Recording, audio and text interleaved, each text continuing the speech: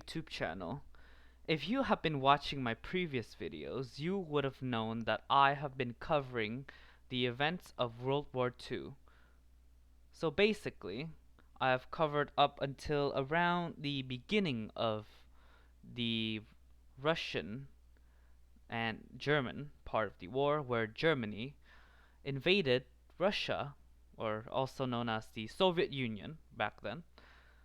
And yeah, that basically escalated the war to a whole other level. So today I will be talking about that in more detail, so I hope you enjoy.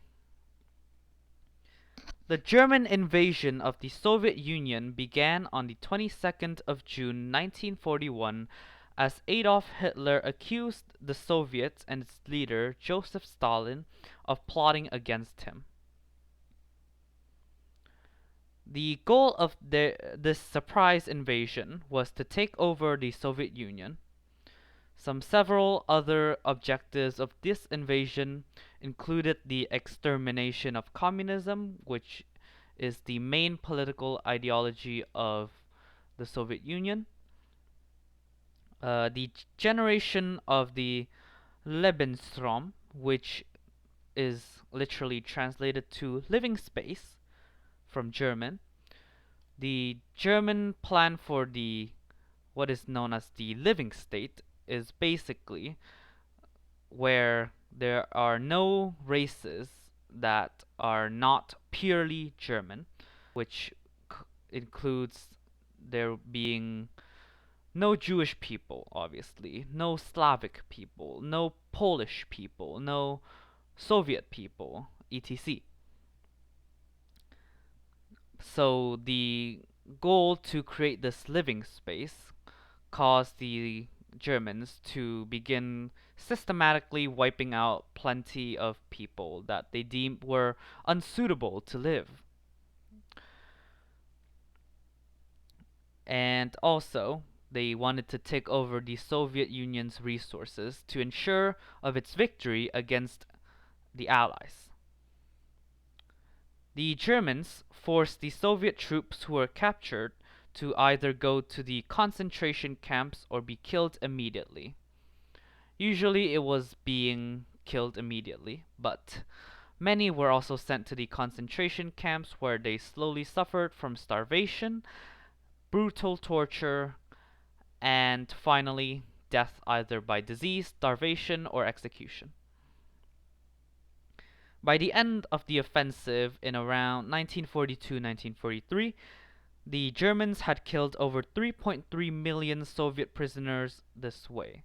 And this is only military prisoners of war. This is not including civilians or other ethnic minorities that were brutally slaughtered in the process. The Germans were unfortunately very successful, taking most of the land they wanted very rapidly while winning the battles of Minsk, Smolensk, and Uman. The catastrophic failure of the Soviets during the Battle of Minsk caused over 400,000 Soviet troops to be killed and captured. This was obviously an extremely heavy loss to the Soviet Union and the Allies, and also led to the breaking of the Eastern Front for the first time during the war. The commander of the area, Dmitry Pavlov, was recalled, fired, arrested, put on trial, and executed in July 1941 for apparently neglecting his duties as an official and a commander. The Soviets losing the Battle of Minsk caused many to believe the Germans had won the war, because simply this was not a baseless assumption.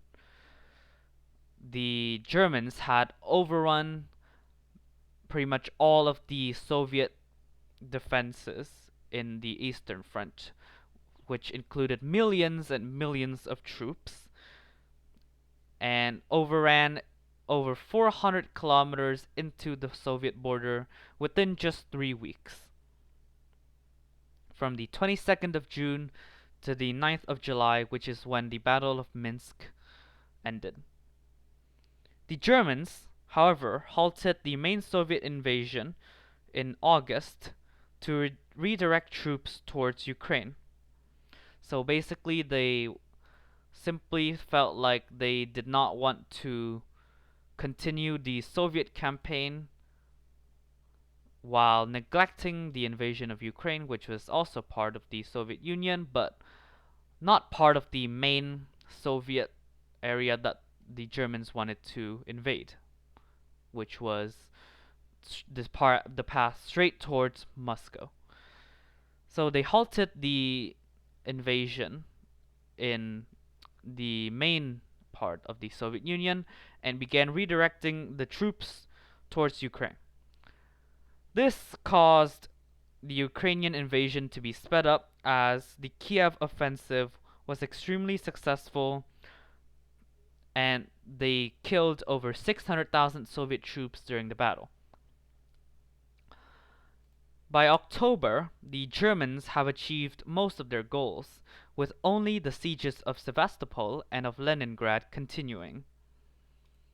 All the other troops have either been broken or won, simply. The siege of Sevastopol would last until 1942, when it would be broken by a German victory after the Soviet army there surrendered. While the siege of Leningrad would continue into a catastrophic humanitarian crisis, as the citizens of the city would be under the threat of death and hunger every day for over 2 years. It was horrific. Every day there would be houses burning and being burnt by both the Soviets and the Germans. There would be constant bombs being dropped on the city. There would be fire from aircrafts. There would be gunfights in the streets. And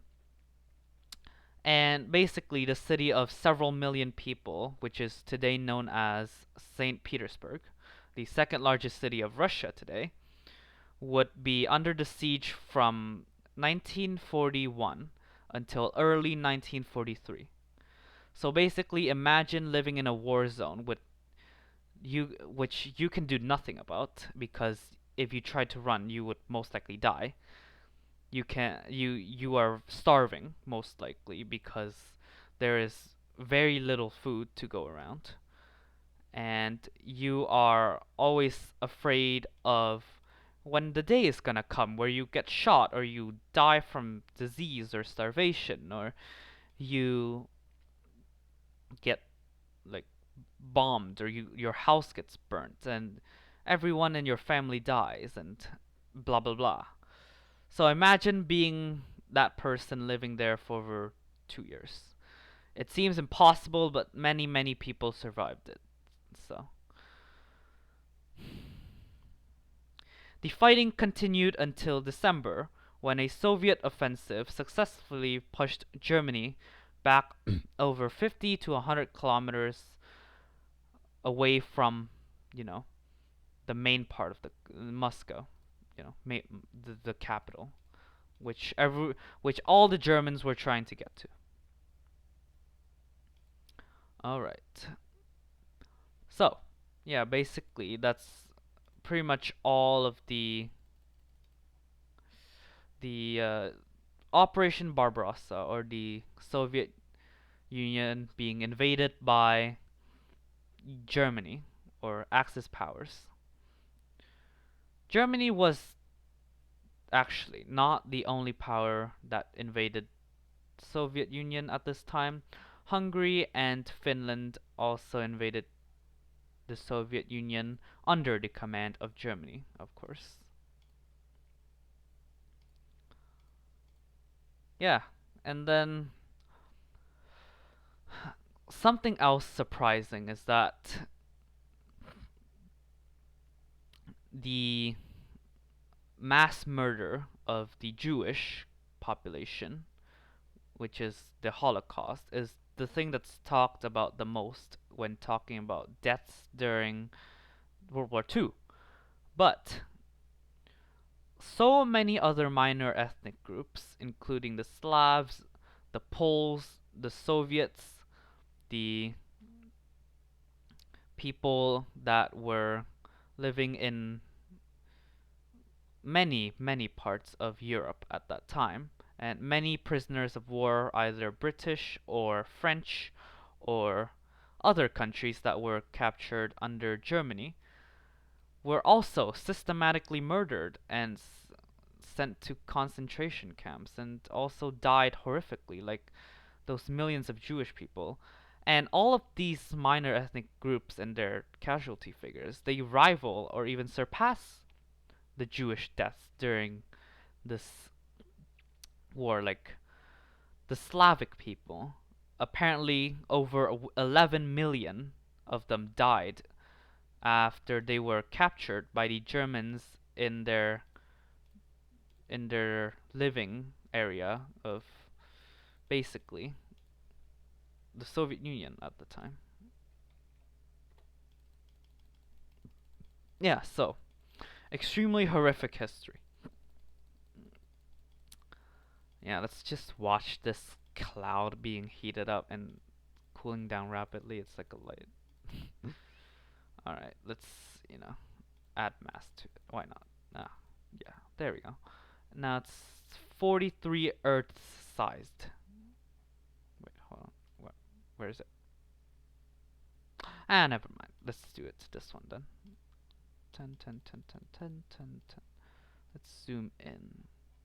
I will make it 2 Jupiter sized. And let's add a random star. Which one should we add today?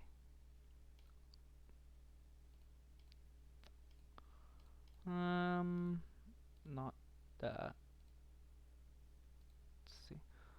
Random main sequence star. Oh, lovely. It got ricocheted off somewhere. Oh, oops, oops, oh, oh, oh, come on. Get back to nice.